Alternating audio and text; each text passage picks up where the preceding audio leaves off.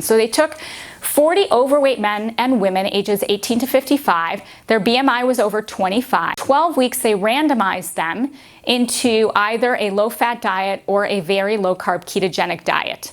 And they compared the two diets. All the patients had to have a level of atherogenic dyslipidemia, meaning that they had to have some dysfunctional cholesterol panel. Okay, they had to have abnormalities in their lipids. And they also had to have either triglycerides between 150 to 100 or a low HDL for men less than 40 and for women less than 50. They excluded patients if they were taking already diabetes drugs or any glucose-lowering drugs or any lipid-lowering drugs, meaning statins or Zetia or any over-the-counter medications like supplements and stuff that were designed to lower blood sugar or lower cholesterol. And they had excluded anyone who had done a keto diet within 3 months or had lost more than 5 pounds within 3 months of this study. Okay, so they were pretty selective in who they chose to really try to evaluate this. And they monitored blood work for inflammatory markers. They personalized the dietary counseling, and they met weekly with a dietary counselor in both arms of the study. Both the low-fat diet and the very low-carb keto group met weekly with a counselor, and they were weighed regularly at each of their weekly visits. So this was the very low-carb keto diet. They were allowed to eat beef, poultry, fish, eggs, oils, heavy cream, and they were allowed to eat to satiety. They weren't told amounts. They were just told, eat until you're satisfied, but not stuffed. They were allowed a moderate amount of hard cheeses, low-carb veggies, low-carb salad dressings, and a small amount of nuts, nut butters, and seeds. And they were, of course, not allowed to eat any of these things, but they were allowed 1 sugar, alcohol, low-carb snack per day, like a dessert that they had made that was a keto dessert. They were allowed 1 of those per day. And then the low-fat group was instructed to get less than 10% of their calories from fat and less than 300 milligrams of cholesterol per day in their diet. They were allowed to eat all the whole grains, fruit juices, veggies, veggie oils, low-fat dairy, lean meats, and they were taught to follow 20% protein, 25% fat, and 55% carbs. And they were given the same amount of counseling, same amount of weekly visits. Everything else was held the same, and they were monitored the same, okay? So what was the study? So this was ultimately what ended up happening. The very low-carb diet group had 12% from carbs, 28% from protein, and what does that say, 55? 59% fat. And the low-fat group, you guys can read that better than I can, but you can see that their carb intake was much bigger. Their fat intake was their protein intake, which was smaller, and their oh, thank you.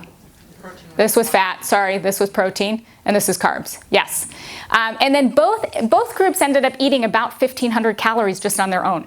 Neither one was given a caloric amount, but it was interesting that both of them settled at about 1,500 calories on average. Okay.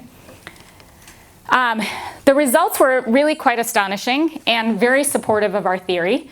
The very low-carb ketogenic diet patients lost more weight. I don't think that's surprising to anyone. They significantly improved their blood sugar. Again, not surprising. They're not eating anything that's actually feeding their blood sugar. And they also improved insulin sensitivity. And they had more favorable cholesterol profiles and overall significantly reduced their risk of heart disease and diabetes markers, okay? So that also I don't think is anything surprising. What was really amazing to see was that both groups did have similar significant reduction in a marker called CRP for inflammation, C-reactive protein, which is released in our liver, and 3 other inflammatory markers.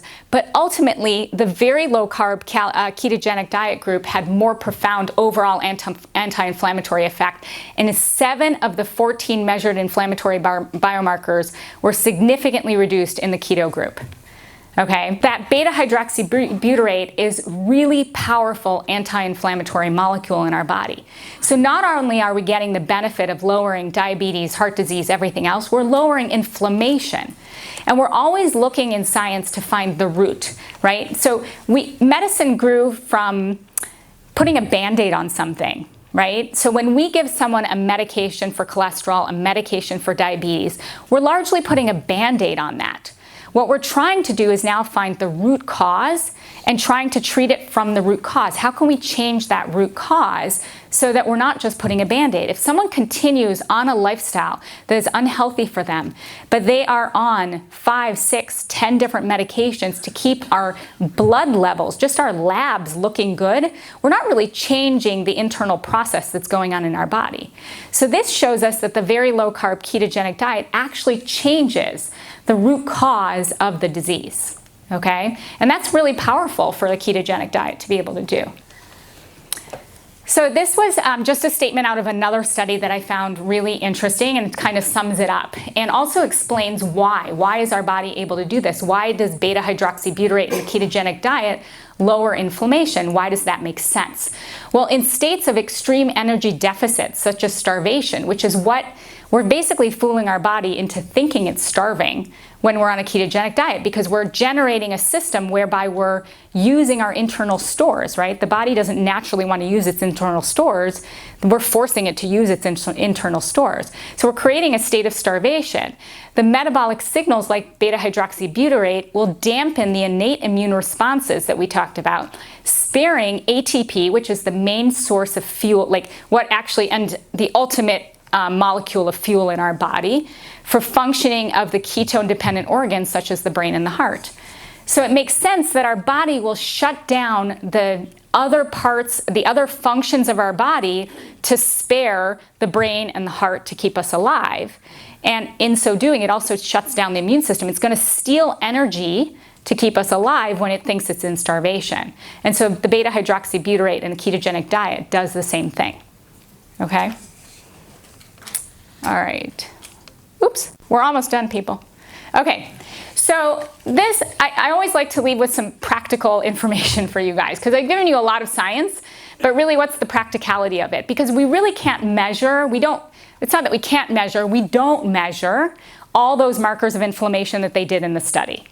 Those are things that aren't necessarily available to us. They're experimental. We're developing them. Hopefully we'll be able to do a lot of those things in the future. But right now, what is available to us as markers of inflammation that we can realistically measure in our offices with traditional blood work? And these are some of those markers. So high sensitivity CRP, as I mentioned, is a marker that we release from the liver in response to inflammation. It's not a very sensitive marker of inflammation, but what we have discovered is that when it is elevated, it does correlate with heart disease. And so now, in and of itself, a high sensitivity CRP is not correlated with heart disease. You kind of have to look at all of these markers together in a sense to get a better sense of someone's risk of disease. So for example, when my son was having a Crohn's flare, his CRP was 98. That's not normal. It should be less than 0.5, okay? So, but he wasn't having heart disease, he was having a Crohn's flare because his body was responding to a pretty serious inflammatory event. But when we get a high sensitivity CRP that's 2, 3, or 4 in someone who has other risk factors for heart disease, we're gonna take that seriously as an indicator of increased inflammation that is associated with heart disease. Fibrinogen is associated with clotting. Okay, that's one we can measure. White blood cell count, that one can fluctuate so much. But in a state where you are not having an inflammation or not infected or having a viral infection or, having an ulcer or anything like that that could be causing the white count to be elevated or not on steroids, the white blood cell count, we know that for every 1 times 10 to the 9th increase, 1 billion increase in white blood cell count increases your heart disease risk. And that's been shown in multiple studies. Uric acid is released mainly from the liver, but in other areas of the body, and that's responsible. When your uric acid is elevated, you will have gout, okay? Now, one of the interesting things about uric acid is that when we have increased production of uric acid, not only are we at increased risk for gout, but it's also associated with increased risk for heart disease. When you look at the production of uric acid from the liver cell, and you look at the biochemistry, one of the things that raises uric acid the most is fructose. Okay? So fructose, when you have a lot of fructose that comes into the body, it's not treated the same as glucose. It actually gets funneled to the liver first, where glucose will be used by a bunch of cells. The fructose goes directly to the liver. Okay? And so when you get an influx of fructose into the liver cell, you're going to get a lot more production of uric acid. Well, what is the main source of fructose in our diet? Fruit. So fruit, I would say, is not high fructose corn syrup. High fructose corn syrup. Now, when I first started doing obesity medicine and I learned what high fructose corn syrup does to your body, the first thing I did was come home and clean out my pantry. Nothing with high fructose corn syrup came into my house after that, because that is just the root of all evil. Ferritin is another marker of inflammation. We talked about lipoproteins, which are the carriers of cholesterol. Hemoglobin A1C is a marker. It's what we use to measure your blood sugar control over the last 90 days. Okay? It gives us a better glimpse of what's going on over a period of time rather than just a blood sugar one time, like a one-time, measurement.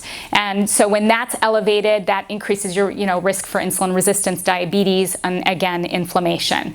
Adiponectin is another one of those adipokines, right? It's a chemical released by the fat cell. We can actually measure that. Its job is actually to reduce inflammation. So if your adiponectin is low, it means you're not doing a great job of fighting inflammation, chronic inflammation in your body. And then leptin we can actually measure now in some labs. Okay? So these are things that we can ask for our doctors to measure. So what else can I do? I can eat a low-carb diet, right? Ketogenic diet, which will reduce overall inflammation and help to control the adipocyte contribution to inflammation with or without weight loss. I can do a ketogenic diet and not lose weight and still impact my inflammation, my insulin resistance, and everything else. This isn't all about weight loss, people. It's really about changing the function, the physiology, and the biology of our body to improve our overall health. Exercise, we're not going to talk a lot about this, but I think, exercise is important. It's not that moving isn't important. What's most important about exercise is finding something you love, whether it be dancing around in the living room with to music or going and riding a bike. It doesn't matter what it is. It's just doing it and finding something you love. But we know that exercise will decrease both cytokines and adipokines. It improves the antioxidant status and fights those free radicals and reactive oxygen species. And some research shows that if we combine both resistance training and aerobic exercise, that has a greater impact than either one alone. But what I tell my patients is, whatever you love to do, do it. Do it often, do it well, and just do it, okay? Sleep. Sleep is one of those things we don't talk enough about. And since we are supposed to, over time, if one thing hasn't changed, and that is that we require sleep. Right? We've never figured out how to take a pill so that we can sleep less and still get the benefit of sleep. That is not something that we are ever going to be able to do, because sleep is reparative and restorative to our body. And one thing that happens during sleep that's so important is that we lower our stress, we lower our cortisol. We allow the body to do its repairing and restoring that we have to do in order to fight all the other things during the day that we're trying to battle. So sleep is super, super important for inflammation, and we know that certain cytokines are involved in actually the regulation of physiological sleep and interact with the biological clock system. And so if that's disrupted, so is our immune system. So if we don't sleep well, we're going to have more inflammation. So it's really important to get better sleep, and it's recommended that we get at least 7.5 hours a night to optimize reparative and restorative processes. And that's for adults, people. 7.5 hours is for adults. And that doesn't mean 7.5 hours of in bed. It means 7.5 hours of actually sleeping. Okay, so you might need to get in bed an hour earlier if it takes you an hour to fall asleep. And then I do want to touch on, since I'm not going to touch a lot on sleep, I think it's really, really an important topic, and I wish we had more time, but we're going to touch a little bit on how to improve your sleep. One of the things that's really important is not to eat 3 hours before bedtime, because one of the ways we fall asleep, and we fall asleep well, is to decrease our core body temperature. And if we eat before bed, we're going to raise our core body temperature through digestion and the thermal effect of food. And so we definitely don't want to eat for 3 hours before bedtime so that we can lower that core body temperature. Light. So many of us, how many of us are actually looking? Are we good? Am I not? You still have 15 minutes. I still have 15 minutes. Good. We have time for questions at the end because I'm almost done. How many of us are looking at our phones or watching TV or looking at an iPad before bed? Yeah. So that is one, I mean, it's really actually really bad for you. I'm not going to tell you not to do it, but what I am going to tell you is invest in some blue light glasses, okay? Or turn the blue light off on your device.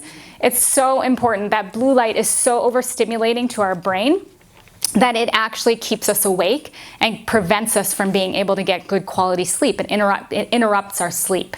So you may be able to fall right asleep afterwards. And I have this fight with my husband all the time because he sits there and works right before bed. But if you can avoid that blue light for 90 minutes before you go to sleep, your sleep quality will be so much better. Okay? It will really be so much better, and you will feel so much better. The temperature in your room should be between 65 and 68 degrees. I don't care if you have to put socks on or a sweatshirt on or whatever else. You need to lower your core body temperature to get that adequate restful sleep, okay? You want to avoid alcohol. It actually disturbs that REM sleep and disturbs the deep sleep that you're going to try to get in order for your body to be restored and repaired. Relaxation. This is a hard one. I think, all of us live a very stressful life. I think that's part of our culture. I find that the most important thing for me to do before sleep is to read a book. So I will read for about an hour before bed and then turn out the lights and go to sleep. And so whatever you find that's relaxing to you, and a lot of people will tell me, well, it's relaxing to me to watch TV before bed. And I fall asleep in front of the TV and it's great. And I'm like, okay, well, but it's not really relaxing because it's really stimulating your brain. So let's try to find something that's relaxing. But these are habits that we constantly have to work on, right? There are so many aspects of our lifestyle that we can continuously work on. And this is a journey. It's not a, suddenly I'm going to be better at this the next day, or suddenly I'm going to be on a ketogenic diet the next day. This is a journey we're on to figure out what's best for our bodies and for our lifestyle. And so it's constantly changing, and it's just about being open-minded to the various things that come up. Because even in medicine, it's constantly changing, right? The recommendations are constantly changing. And my mom asked me just the other day, she said, well, I don't understand. 30, 50 years ago, they recommended this, and now they're recommending this. How do I know that this is right and that wasn't? And I'm not going to go into the whole explanation I went through with her, but I basically told her it was a bit of a conspiracy theory from 50 years ago. And I know most of you know what I'm talking about, but I think, it is hard to know what's right and what's wrong. I think right now what's different is that we have basic science, basic physiology to support what we're saying. And it's not just fame and fortune. It's not just I want to be the one to say what's right and what's wrong. And it's not, the medical community is different. We're all really scrutinizing each other in a way that we haven't in the past. And so I do think that now is an era where the things that you are hearing, even though there's conflicting things that you're hearing, they're based in science, okay? And so you just have to find what's right for you. But relaxation will decrease the cortisol levels. Who knows what cortisol is, right? It's our stress hormone. And so our job at night, our body's job is to actually lower cortisol at night. Because when we lower cortisol, we lower blood sugar, we allow for repair, we allow for rest and relaxation. If we are raising our cortisol level at night because we are not sleeping well, because we have sleep apnea, because we're being awakened often, because we ate before bed and we raised our cortisol level and our insulin level, then we are just in a state of constant heightened stress. And that, the stress response has been designed to, again, defend us. We're supposed to raise that cortisol when we're running away from a lion. We're not supposed to raise that cortisol when we're trying to go to sleep, okay? Sleep apnea testing, super important. If you or your partner are snoring, please, please, please get tested for sleep apnea, because that risk for heart disease, metabolic disease is just, it's too great a risk, okay? And it's something we can fix. And then lastly, there's something called cognitive behavioral therapy for insomnia. I'm not an expert in cognitive behavioral therapy for insomnia. There are a lot of wonderful sleep specialists in the Chicago area who do this. It's actually more effective. And usually the number one question I get is, well, what about Ambien? What about Lunesta? What about melatonin? What about Tylenol PM? All of those things don't necessarily improve your quality of sleep. You will get 8 hours of sleep on Ambien, but you're not going to get deep sleep, and you're not going to get reduction in inflammation, and you're not going to get restorative sleep. Okay? So cognitive behavioral therapy will actually help you achieve better quality sleep, which will ultimately lead to less disease and inflammation. And let's see. And we are done. Who's going out for a banana split with meatloaf, pepperoni, and cheese?